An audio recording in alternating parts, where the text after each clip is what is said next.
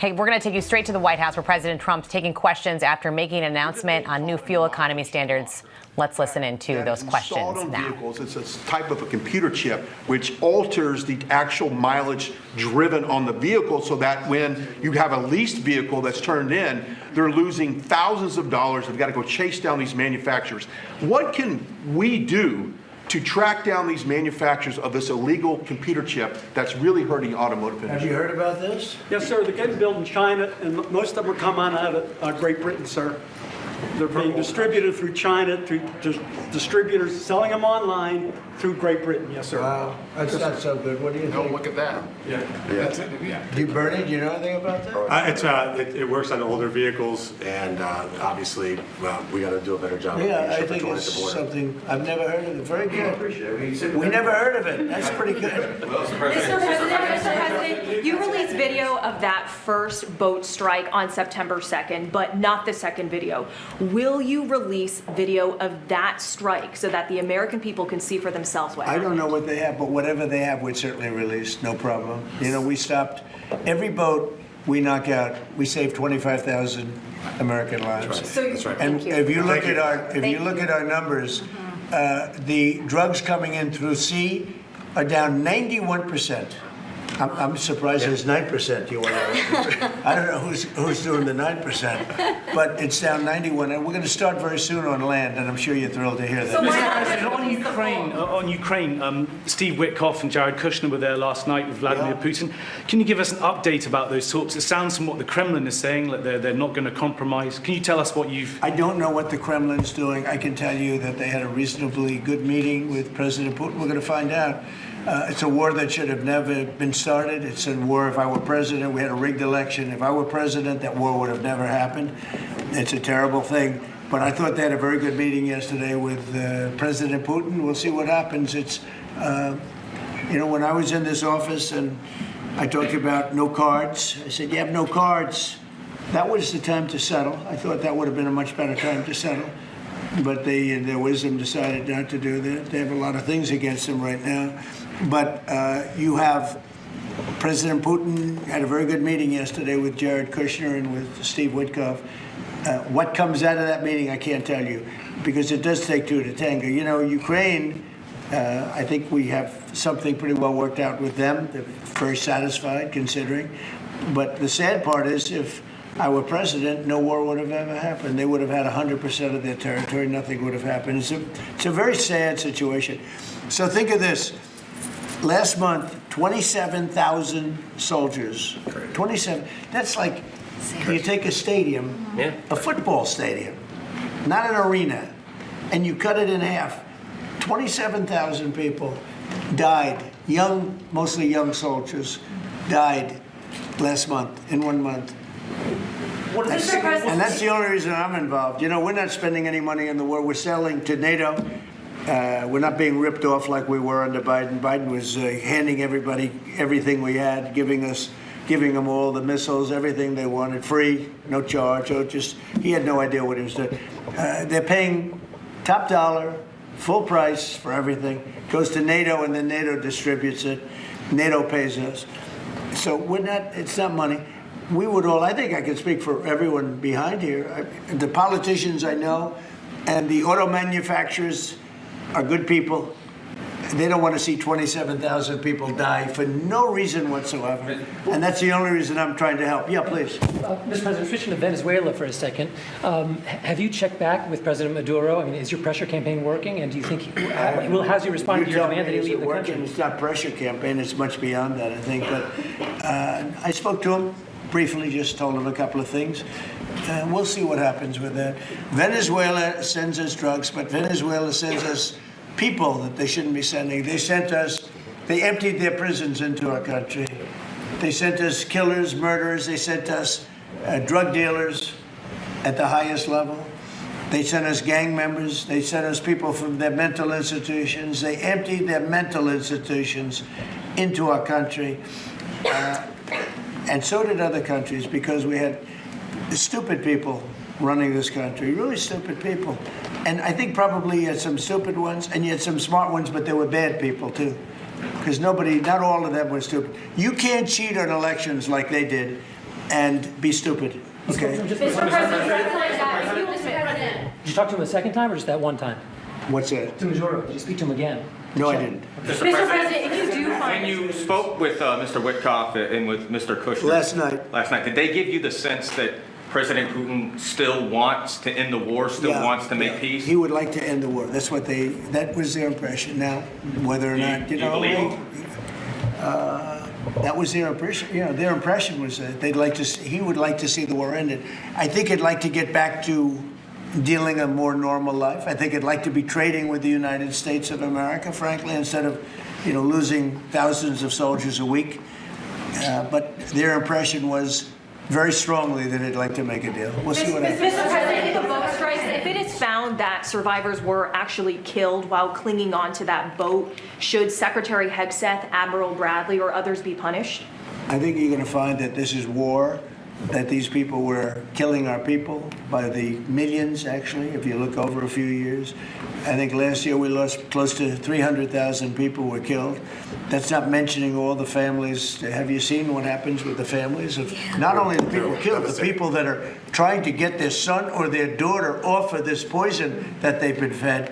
I think you're going to find that there's a very receptive ear to doing exactly what they're doing, taking out those boats. And very soon we're going to start doing it on land too, because we know every route, we know every house, we know where they manufacture this crap, we know where they put it all together, and I think you're going to see it very soon on land also. Yeah, please. So to be clear, you support the decision to kill survivors after the initial No, I strike? support the decision to knock out the boats, and whoever's piloting those boats, most of them are gone. But whoever are piloting those boats, they're guilty of trying to kill people in our country. Yeah, please. The House Judiciary Committee has subpoenaed Jack Smith to ask about his investigation of you. I wondered, for a deposition, I wondered if you'd prefer to see that as a hearing so that the American public can see the questions and the responses more easily. I'd rather see it probably at a hearing. Look, Jack Smith is a thug. He's a failed prosecutor. He's a bad man. He's an evil man. He hurt a lot of people. Forget about me. I do this stuff, but I got indicted many times by a guy that they were dismissed. He's a bad guy. He's a sick man. There's something wrong with him, actually. I think Jack Smith is a sick man. There's something really wrong with him. I'd rather see him testify publicly because there's no way he can answer the questions. But Biden knew this was going along. Kamala knew it was going along. And there's a lot of things happening right now that they don't like. One of the things is the auto pen. Everything he signed, almost, with the exception of the pardon of his wonderful son, Hunter, just about everything he signed was not signed by him. He had no knowledge of it. He didn't know what it was. People sitting around the beautiful Resolute desk knew exactly what it was. And those people are guilty, in my opinion, of a major crime. Everything that was signed by that auto pen, the man operating the auto pen, and I'm sure there are more than one because I think some of the people can operate it themselves, some of the high-level people operated themselves. They would just go in and sign his name with an auto pen onto very important documents, not only pardons, but policy, maybe CAFE standards, okay, as an example. Who signed CAFE? If you ask Biden what's a CAFE standard, he would have absolutely no idea. He'd say, where is the CAFE located? The guy didn't know anything. Look, that just shows you what a rigged election can be, but you understand what I'm saying. Thank you. You've had conversations with... I did, with Jensen. Right, so... Smart man. In your conversations with him, have you kind of given a sense of where you are with export controls and the types of chips that NVIDIA can give to China? Sure, he knows very well. He's done an amazing job. NVIDIA, very good. Yeah. Mr. President, when do you expect for phase 2 of the Gaza peace plan to be implemented? And Well, it's going along well. They had a problem today, I understand, with a bomb that went off and hurt some people pretty badly, probably killed some people. They're telling me it just happened. But it's going on very... We have peace in the Middle East. People don't realize it. We have tremendous support. 59 countries. There's tremendous support. But phase 2 is moving along. Yeah, it's going to happen pretty soon. Mr. President, did you speak with House Republican leadership about your decision to pardon Congressman Henry Cuellar? And are you concerned that you made a vulnerable Democrat perhaps less vulnerable with that decision? It didn't matter. He's a respected person. He was treated very badly because he said that people should not be allowed to pour into our country. And he was right. He didn't like open borders. He was on the border. You know, he represents a very respected man. He represents the people on the border, and he saw what was happening. And as soon as he made that statement, I then said, I'll bet he gets indicted. And that's what happened. You know, I put out my truth from that. Well, I did a truth, wonderful truth. We love truth. But what happened is he got indicted for speaking the truth. And his wife got indicted, Imelda. And that's sort of a first. Usually they leave the wives alone, right? Don't they, Congressman? Typically they indict somebody, put him in jail for the rest of his life, but the wife can just sit home and cry, or she'll find a new man. You know? A lot of times they find a new man and makes them much happier. In fact, a lot of times they like that man better than the one that's in jail. Mr. President, thank you. The mayor of Minneapolis, Jacob Frey, is saying that he's actually proud to have the largest Somali community in the country, and his police chief. Well, then he's a fool. Well, his police chief is also I saying wouldn't be proud to have the largest Somalian. Look at their nation. Look how bad their nation is. It's not even a nation. It's just people walking around killing each other. Look, these Somalians have taken billions of dollars out of our country. They've taken billions and billions of dollars. They have a representative, Ilhan Omar, who they say married her brother. That's a fraud. She tries to deny it now, but you can't really deny it because, you know, it just happened. She shouldn't be allowed to be a congresswoman, and I'm sure people are looking at that. And she should be thrown the hell out of our country. And most of those people, they have destroyed Minnesota, okay? Minnesota, you have an incompetent governor. You have a crooked governor. He's crooked as hell, but he's incompetent. Walz he should be ashamed.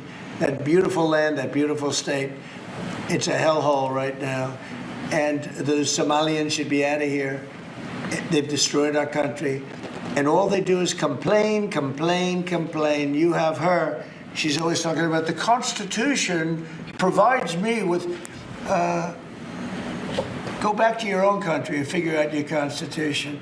All she does is complain about this country. And without this country, she would not be in very good shape. She probably wouldn't be alive right now. So Somalia is considered by many to be the worst country on earth. I don't know. I haven't been there. I won't be there anytime soon. I hope. But what the Somalian people have done to Minnesota is not even believable. It's not even believable. And a lot of it starts with the governor. A lot of it starts with Barack Hussein Obama, because that's when people started coming in. And you have to have people come in that are going to love our country, cherish our country. They want to kiss our country goodnight. They talk about our country. We want them to pray for our country.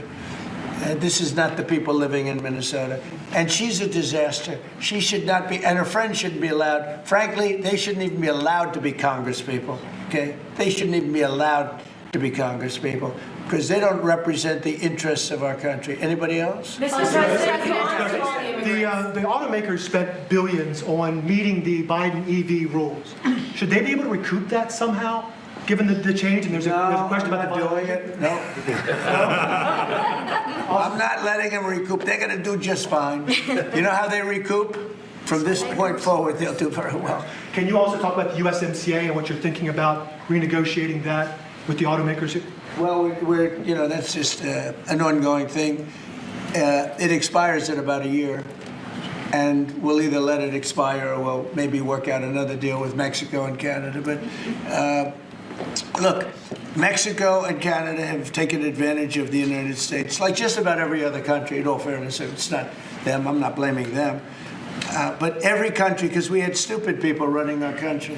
We had a lot of stupid people running. That's why we have $38 trillion in debt.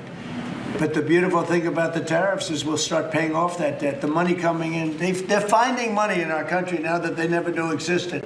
The other day, $30 billion. Where did it come from? I said, why don't you check the tariff shelf?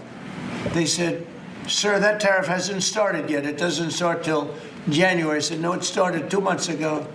They called back, sir, you're right, it was from tariffs.